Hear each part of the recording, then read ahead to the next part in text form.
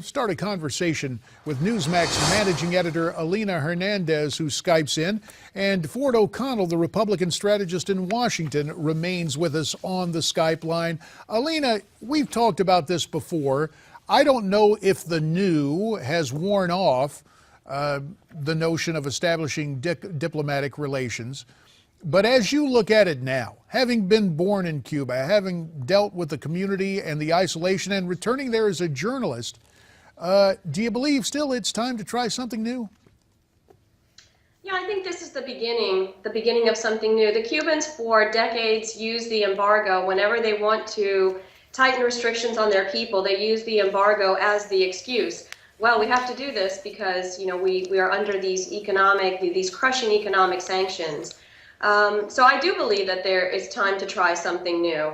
I don't think that everyone in the Cuban American community, and certainly not in South Florida, agrees with me, but I think that this removes a huge excuse for the Cuban government.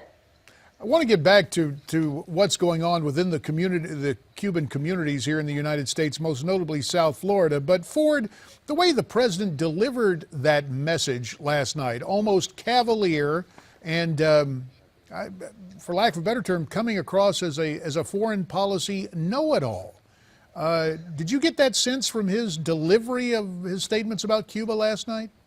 Well, absolutely. I think it was clearly a shot across the bow of Republicans saying you're being stale in the way that you're thinking about the new world order. We have to try something new. My question here is, with respect to Cuba, is if we're the only country in the world that has an embargo on them, how come no other major power has invested in Cuba? And something tells me it's because the Castro regime doesn't enforce law. It is never going to actually change its human rights policy. And you put the question on the table, Ford. Let me turn back to Alina. You heard Ford talking about investment opportunities. There is a lot of tourism from other countries and diplomatic relations there, but the lack of a relationship based on the infamous past history over the last half century still creates dissension within the Cuban exile community here in the United States. How is that going to be reconciled or resolved, Alina? Well, at first I would say that there has been a lot of foreign investment in Havana over the past 15 years. Certainly you had Spain, Italy, Mexico. There were multiple countries who had joint agreements with the Cubans. They built hotels. They took advantage of, certainly some good days on the island where you had just tons of tourism coming through. I think it's going to take time. Again, I don't think that this is going to be an overnight event. I don't see American companies rushing there.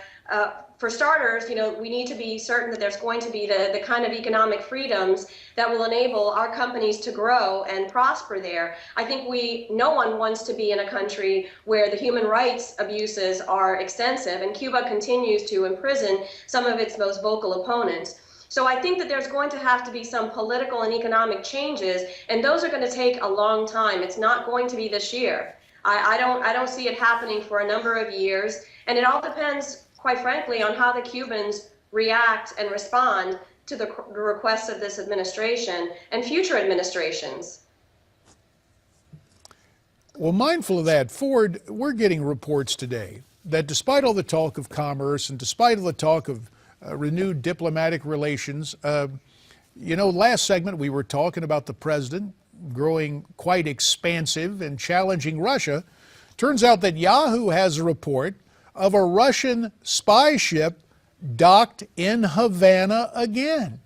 So really, amidst all the talk of change, there are the Russians again, trying to stay close to the Cubans.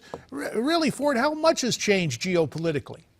Well, I'm not sure that much has changed with the Castro brothers. They know exactly how to pull the levers and irk the United States. They've been a headache for us. I think one thing that really concerns a lot of us is we think that President Obama got a bad deal here because really the Castro brothers, with the oil prices dropping and Venezuela not being able to flip the bill for them anymore, were really on the ropes. And now we're going to have this relationship that's clearly going to inject capital back into Cuba. And I think what concerns a lot of people, while human rights are noble, what does the U.S. get in return? Have we found a way to push these human rights forward so that we can open up Cuba and make it a free democratic republic? Alina, a couple of minutes remain here, and for purposes of the discussion, we'll give the president the benefit of the doubt.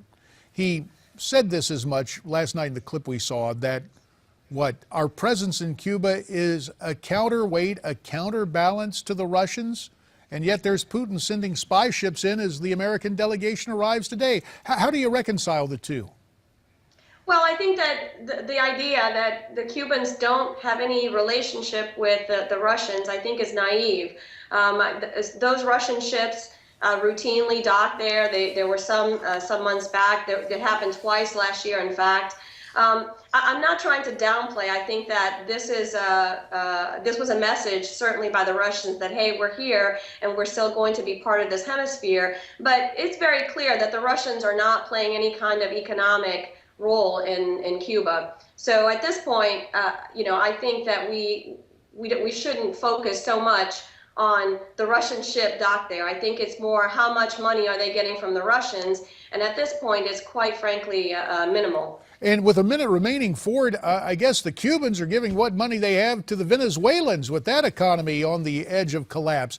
Was that another reason for hands off Cuba to hasten the demise of the Castro brothers? What's going on in Venezuela? 30 seconds to answer. I think that was exactly the idea, was that we were hoping that the Castro brothers would go to the wayside. I mean, they're 80 years old and they're struggling for capital, and the oil prices are helping our cause to help push them out. My concern is that I think the Cubans are actually using the Russians to get more money out of us, because we're very good at playing this game in trying to outspend the Russians. So my concern is obviously human rights and the strategic importance, but how do we make sure that we're actually getting a good deal and pushing Cuba forward, because it is something that's important to a lot of Cuban Americans. We'll have to leave it right there. Alina Hernandez, Ford O'Connell, thanks so much. We're going to step aside, but America's Forum will continue following this Newsmax Now update.